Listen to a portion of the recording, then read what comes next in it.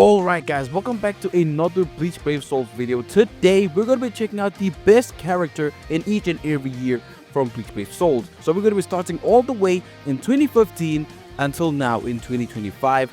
This is going to be a good one guys, and yeah, before we get into it, I just wanted to give a shout out to Ken 2016 as well as Weapon Master PUBG 8150. Thank you guys so much for your comments on my last post. If you guys want to have your own comment shout out, make sure to go down below, leave a comment, and I'll shout you out in the next one. Now, quick disclaimer, some of these characters are interchangeable because there's not only one best character in the game nowadays. So if you do want to mix and match or you purely disagree with me, make sure to let me know down below which characters you disagree with or which characters you agree with and all that good stuff.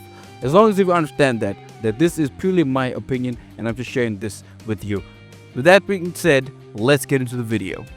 Now, starting from the very beginning in 2015/2016, the best character of that year or those years is going to be Tech Kenpachi, in my opinion, the Kendo version. Now, he is a normal attack damage character with 695 attack, which is pre-resurrection by the way, which is very good for the time. And his big selling point was that he had Flurry. So if you have Flurry and the highest attack stat in the game, well, I guess you will be pretty broken and you'll be pretty good, especially for those times. And his soul trait added 40 attack basically to his normal stats, so which is pretty cool, I guess. Not much mechanics or not much we're working with here, just basically a simple character with Flurry +1 and really high attack. That's pretty cool. That's all I gotta say for this chap.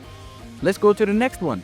So 2017, now things are starting to get a little bit more interesting because in my opinion, I really think that Adult Bankai Toshiro was the best character of 2017. Now some people might be saying, why not Fullbring Bankai Ichigo? Well, simply because I think that since Bankai Toshiro got released in September of that year and Fullbring Bankai Ichigo actually released in March of that year, simply because Toshiro was released after, I feel like he had more room to grow. And this is some of the reasons why. It's because he had some of the highest SP numbers in the entire game for the time, which was 794 SP, which is really good.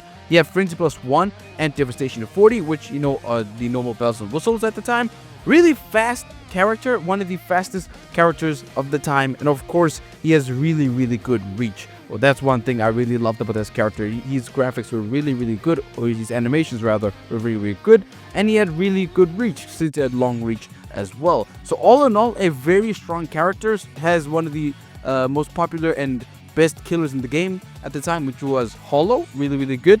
Overall, I think this guy was probably the best character of 2017. If you agree with me, let me know down below. 2018 was a very interesting time because we got True Bankai Ichigo. Now this guy was really insane when he dropped because he was one of the most creative characters that was in the entire game. Now he's actually one of, if not the very first, with a transforming strong attack. His strong attack 2 is a boost move and it also transforms him into the Horn of Salvation, which is a very cool detail that they have over there. Now he had a really high SP of 778 SP, which is a very high stat.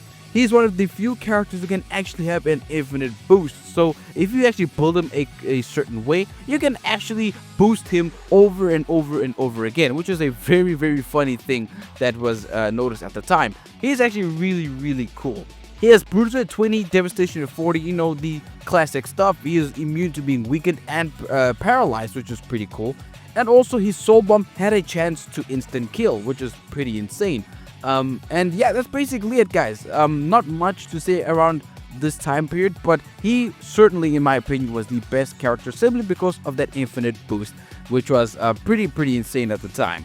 Let's move on to 2019, one of the most exciting times in Bleach Brave Souls, and that is because of the 4th year anniversary. And this brought a lot of good characters, but undoubtedly the best, in my opinion, was the Mugetsu Ichigo. This guy was really cool. His animations were perfect. He has some of the highest SP in the game with 802, 803, I believe. And he is just really insane. He had the ability to recover some stamina when he got into a new area. He had really good mobility in the game as well. Frenzy, I mean, he's got all the bells and whistles, and this guy, if you were playing in 2019, you knew that this guy was a really good character, one of the best, really fast, really versatile, And yeah, he's just really good. But now an honorable mention I also want to make sure to give you guys, it is going to be Tokinada. And Tokinada was one of the most hyped characters to ever be released in Bleach Brave Souls. And yes, he was released in 2019, and even though he's not even canon, but a lot of people still say that he was the best character of that year. That is all for 2019, and I think it's safe to move on to the next one. Let's go. Alright, so now we're getting into the 2020s now, and things are starting to get a little bit ramped up because we're going to be talking about the 5th anniversary version of Byakuya. One of the very unique character. Now, he is actually the first and only version of Byakuya who was made into a anniversary character, which is pretty cool. And he has a really high SP of 819 with Frenzy +1, which is pretty cool. He has Sharpshooter, Berserker at 40, and Bombardment. You love to see Bombardment of these characters, right? And one of the selling points of this character, he has one of the first characters to actually have a Seeking Vortex. Just makes him even more crazy. And yeah, this is basically it for Byakuya. And this was probably one of the more debatable ones because some people believe that the Ichigo was better. But for me, personally, I do think that Byakuya got the better killers and as well as the better kit. Of course, and he was ranged. And I just feel like the Seeking Vortex was just on another level. And that's why I believe that 5th anniversary Byakuya was the best character in 2020. Now, before we get into it, guys, if you are enjoying the video so far, make sure to leave a like and comment down below which of these characters you agree with or disagree with. Again, just want to stress that out there. Let's move on to the next character. Alright, in 2021, I think it's pretty obvious which character was the best, and it's going to be the 6th anniversary version of Aizen. This is one of the most anticipated and most surprising character releases ever because he was a standalone anniversary unit and he was an Ichigo, which is pretty insane. Of course, he has a very high SP of 847 with Drain and Weaken, which is probably one of, if not the best combination of status elements to inflict. It's really crazy. And of course, he had to have the bells and whistles of Frenzy +2 and all that good stuff. And can I just mention that the animations on this guy were really cool, especially the part where he has to crush that flower, that crystal flower thing. Honestly, one of the best anniversary specials in my opinion. Even to this day, I think he's a really well designed character. That's going to be it for anniversary Aizen. I think all in all is a very solid character and a really good character. Let's move on to 2022 now. Alright, so the next characters we're going to take a look at, it's going to be the 7th anniversary version of Ichigo. Yeah, I do think that Uryu isn't as good as Ichigo, but they're really good. I don't know if you make them interchangeable. That's up to you guys to decide. But for me, I think Ichigo is just better than Uryu. His SP was 864, which is obviously crazy high, and the combination of status elements was Weaken and Paralysis, which is a really creative combination to say the least. And he had 2 killers, which was Soul Reaper and Arrancar, which were probably at the time the best killers to have in the entire game. And of course, he gave his entire party status immunity to everything at 100%, just to clarify that at 100%, because nowadays we're going to 200%. Yeah, basically in everyday PvE content, he was just a monster. Yeah, let me know what you guys think about this, and yeah, let's move on to 2023 now.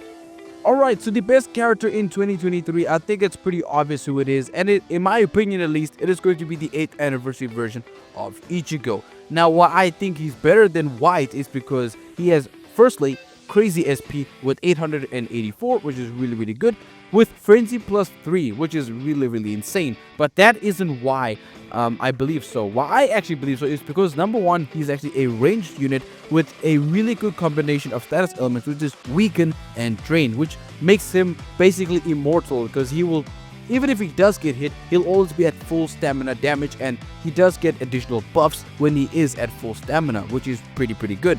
And also, he's a very versatile character because he's a really good auto poise. He's got the guard break and, you know, all those bells and whistles to make these characters really cracked and OP. But for me, I think the 8th anniversary Ichigo is just better than White. Let me know what you think about that.